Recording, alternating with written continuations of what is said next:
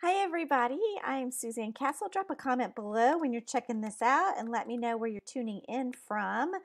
Today, I want to talk about, uh, you know, things like predictions. I know it's crazy to talk about. I'm not Nostradamus by any means. I don't write fortune cookie inside guts or anything like that. But I do think that there are some things that we are noticing about how we're going to walk into 2021. And as someone who really makes a living on speaking and doing strategy around leadership and communication, I've been spending a lot of time on this while I figure out how I want to start 2021 in my business and honestly, how I want to show up in my life because let's face it, our personal lives have also been disrupted by the pandemic. And with surges coming back, countries are shutting down again. Who knows what 2021 will bring, especially when we're not sure when a widespread vaccine is going to be available for most of the planet, which might change how you interact with friends, with family, and with your business. So I thought I would drop a few little nuggets of wisdom in here on some things to maybe be paying attention to as you are planning for your 2021, whether it is how your family does vacations or celebrations, how you want to be as a friend and loved one to people that you care about, and also how you want to be engaged in your business, no matter what kind of business or leadership you might find yourself in. So, first thing that I would say is I think you need to be prepared to be creative and to be able to turn on a dime, which means that it's probably wise to have baseline of here's how I absolutely have to show up. Here's what would be, amazing if it could happen. And then here's what the ideal scenario looks like. Really, when you give your brain a chance to catch up with that and spend some time in each of those containers, you will find that you're able to respond. And knowing that you have a plan, you could put it on a spreadsheet, you can put it on a vision board, you could put it up in front of you in some way, will allow you to make more strategic decisions when things pop up. Let me give you a good example. Next week, I am actually going to be in Indianapolis for a speaking gig, and things were going along really swimmingly well. And then they called today, and they sent me a message yesterday saying, oh gosh, we're having to make some changes in light of what our state is going to be doing. And then today we had to talk through what those changes look like for an in-person event. And luckily, we're still able to have that event. But because I had already talked to my own self about here's my baseline, here's what would be amazing, and here's what would be ideal, I was able to quickly pull and say, okay, no problem, here's what we're going to do instead. Boom, boom, boom. When you do that, you really serve yourself, your friends, your loved ones, and your business and clients at a different level because you've put the time, the attention on it before you're in panic mode, before it's, oh gosh, I don't know what to do mode. So, really thinking through that. I know a lot of us, as we approach Thanksgiving and the holidays, are considering how can we celebrate as a family? What traditions do I do when I honor my staff? What things do we always do, right? And considering can we do those safely? Should we be doing those safely? And if we can't do them safely, what can we do instead? It's the same process when you're looking at your business, when you're looking at 2021, how you want to lead, how you want to be an employee, how you want to be on a team. Spend that same amount of thought energy into those places. Another thing that I would ask you to consider and think about is I know we've all been uncovering where the gaps have been in our budgeting, right? No matter if it's our personal budget, our business budget, maybe some of us have been making some decisions that haven't necessarily put us in the right place.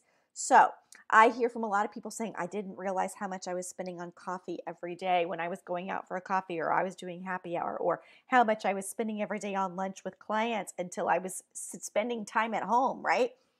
So, what lessons have you learned from that? How you want to be budgeting your dollars, how you want to be budgeting your time, where you want to show up, how much you want to spend some time in the kitchen versus how much you're going to have stuff delivered.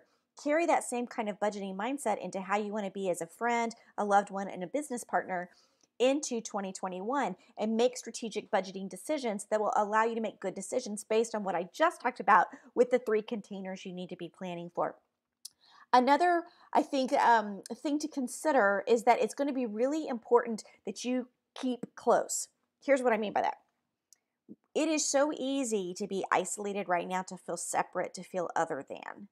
And when that happens, it's super, super easy to do this slippery sliding slope into, oh, well, everything's okay because nothing's on fire. I encourage you to show up differently than that. So if you haven't heard from a friend in a while, pick up the phone. Drop a text message, send some flowers. Heck, go buy a card or make a card even better to show that you were thinking about them. It took a little more time and energy to do that. Same thing goes with clients or with the people that you're serving within your team. A lot of us are spread out and we don't have regular in-person staff meetings anymore. So how can you show up for them? How can you be different then? How can you be your amazing, glorious, gratitude, loving self in that way? Same thing for clients. So if they're not willing to work with you right now because we all know things are in upheaval, show up for them anyway.